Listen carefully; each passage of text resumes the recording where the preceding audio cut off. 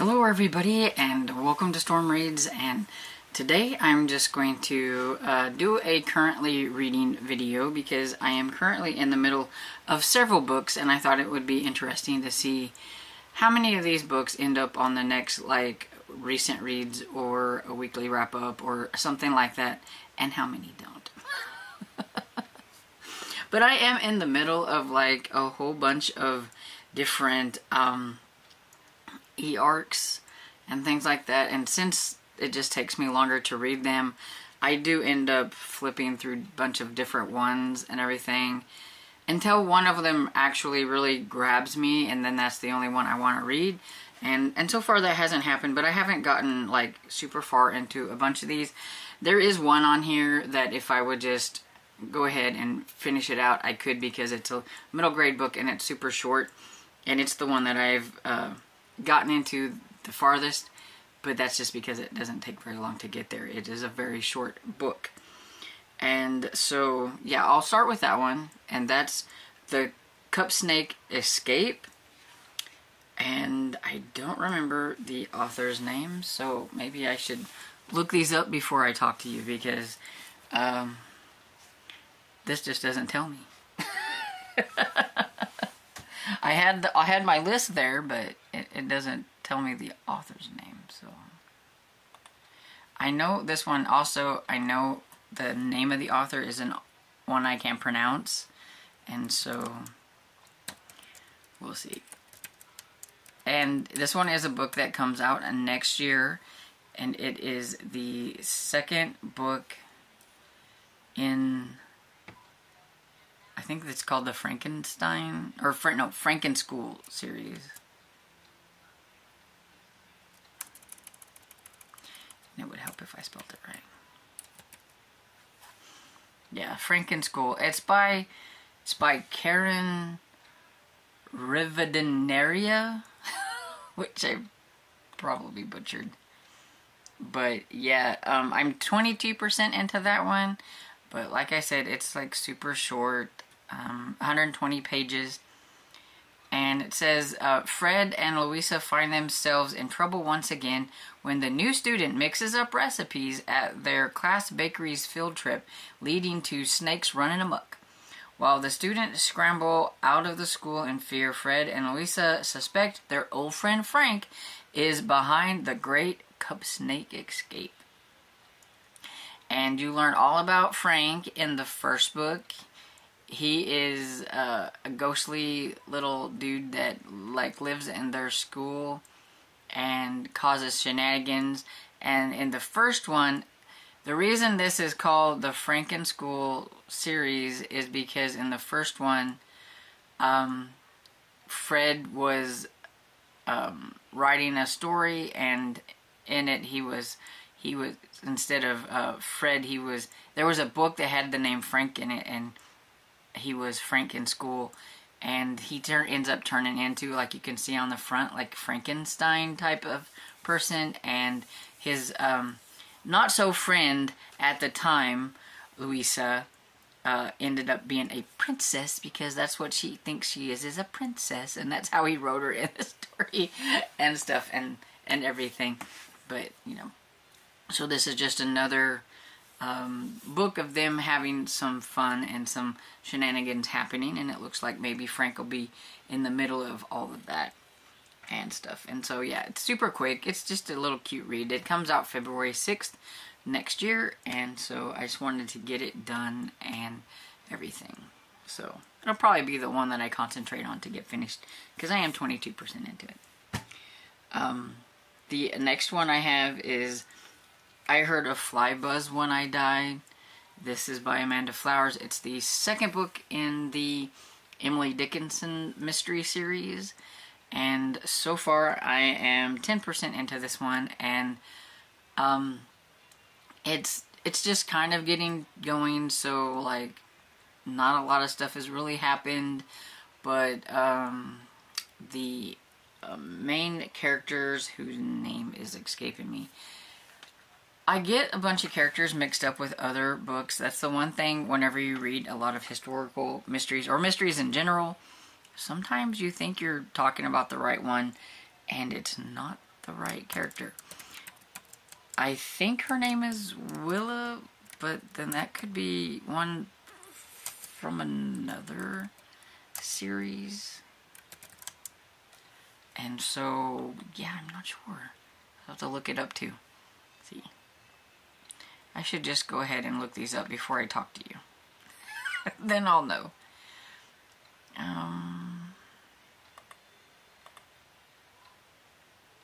Yeah, it is Willa. Oh, look at that. Look at me.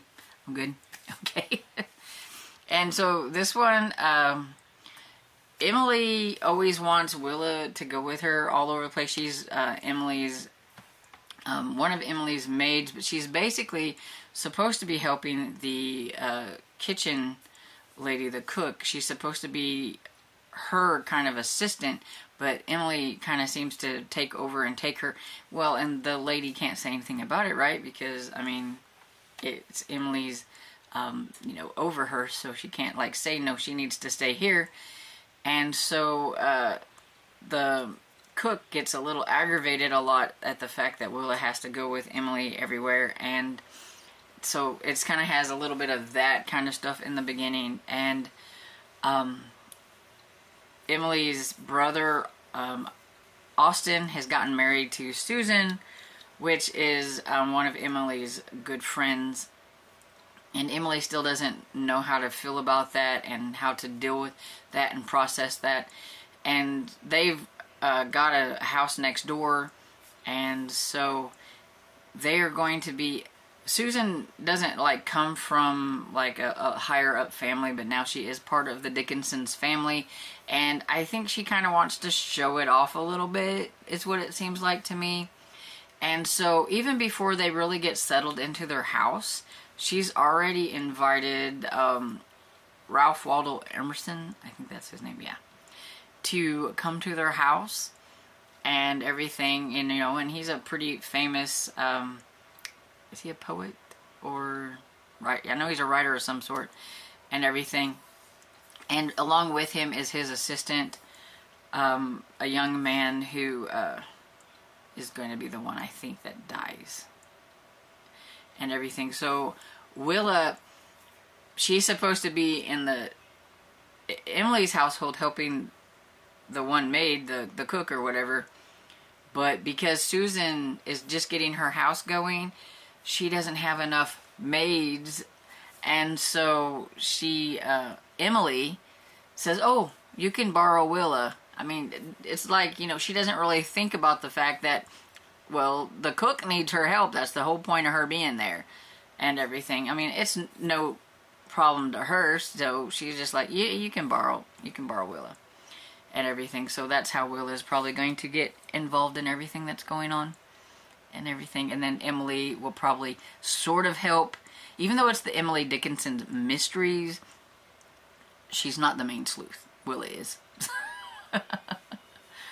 But so far, I mean, it's okay. Just 10% in. We just met Ralph Waldo Emerson and his assistant. So then the other one I have is The Kingdom of Sweets by Erica Johansson, and I'm not sure about this one. I am 10% into it, and it is more or less a fantasy, a young adult fantasy, I believe. And it's a retelling of the Nutcracker, and I'm buddy reading this with my friend Barb, and she's not helping me out much because she doesn't like it very well. Like, it's kind of boring and slow, and she's like, why do I think I like fantasy? Because I don't really think I like fantasy. And I'm like, yeah, I'm kind of the same way.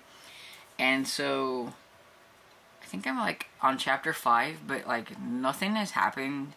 It's both of the main characters, both of the girls.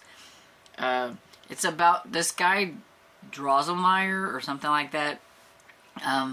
He put a curse on the twins whenever they were born, and one is dark and one is light. And so now that they're about to turn 17, one is very pretty and everything, and just like everything comes easy to her, and then the other one, who's dark, isn't quite as pretty. I'm guessing they make her sound like she's like ugly, which I'm guessing she probably isn't quite. But whenever somebody says all these lovely things about the one and doesn't, and are afraid of the other one, I mean, you get like the perception that you're not as good as the other one, and so I think that's more or less what it is. One's got blonde hair, one's got black hair, and everything, and something is supposed to happen where they're supposed to go into like this magical like place, I'm guessing, where they meet the sugar plum fairy and all them kind of things. It just hasn't happened yet, and it's kind of boring. So we'll see. I told Barb that if I don't find it interesting, I may put it to the side, e-arc or not. I don't care. I've decided that if it's boring me and if it's going to take me too long to read it and I find myself gravitating to YouTube instead of reading, then that means I'm not interested. So, and then I have another one that I'm just getting started on, so I'm only like 1% in, and that's Wrapped Up with a Bow by Lily Vale, and so it's a Christmas romance. I have the e-arc of it, and so I thought, well, it is Christmas. My friend was reading it, and she said she liked it. It's a little long, she thought, for a romance, which is kind of a bummer. But she gave it 4 stars, so I am hopeful. And I really don't know anything about it, except for, I think, the girl, like, works for, like, a movie place. Like, they're redoing, like, remaking a Christmas movie or something, and they need his house, I think. It was something like that, but that's pretty much everything. So, that's all of the actual, like, physical eyeball reading that I have to do and everything. But I do have this one on audio, so I will probably be making this my next audio, which is 8 Sandpaper Way by Debbie Maycomer. So it's my next Debbie Maycomer. This works for the prompts of series, flowers, and yeah, up here, water view, because there is some water up here. Not quite as much as I thought there would be on here, but there is a water view, so it works. And so yeah, I am definitely doubling and tripling up on prompts, so feel free to do so yourself. I don't know what this one is about. Each one of them are usually about a different person in the town, and so let's see. Oh, this one is about the lady Emily thinks that her husband Dave might be having an affair. She found an earring in his pocket and it wasn't hers. And so, sounds like a little bit more drama happening in Cedar Cove, and so I'm, you know, curious to see what's going on. There are 12 books in this series, so I am getting closer to the end of the series because I'm on number 8. So, if I can make it, and I would like to read 8 and 9, but we'll see how it goes. We'll just get to 8 first. And so, yeah. That's pretty much everything I am currently reading. I did finish a book. I finished The Christmas Appeal by Janice Hallett, and I thought it was okay. Not as good as The Appeal, and I thought The Appeal was just okay too, but I thought The Appeal was better. I will talk more about it whenever I do a recent reads or a weekly wrap-up, so you'll find out more about it then. But, you know, it was quick and everything, so... And it was an e-arc that I had, so... checked one off. Anyway, so do any of these books sound interesting to you? Let me know what you think about them down in the comments, and let me know what you're currently reading. I always like to add things to my TBR if I find something that sounds interesting, so go right ahead. Feel free to add more to my TBR. And I hope you enjoyed this video, and if you did, give it a thumbs up and subscribe, and I will see you all in the next video. Bye.